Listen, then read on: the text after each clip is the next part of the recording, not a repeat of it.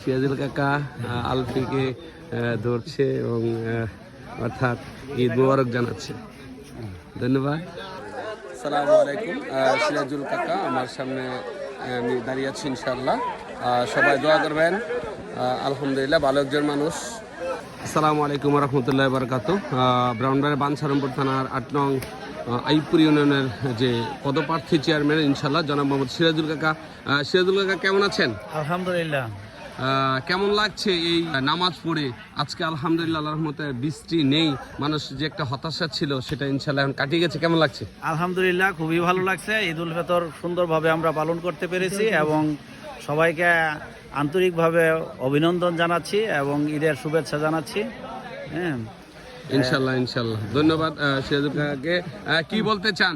আল্লাহর রহমতে যে বৃষ্টি হয় না এখন? আলহামদুলিল্লাহ আলহামদুলিল্লাহ সুন্দরভাবে আমরা উদযাপন করতে পারছি, কষ্ট হচ্ছে না। দেখ আলহামদুলিল্লাহ, আল্লাহর কাছে কোটি শুকরিয়া।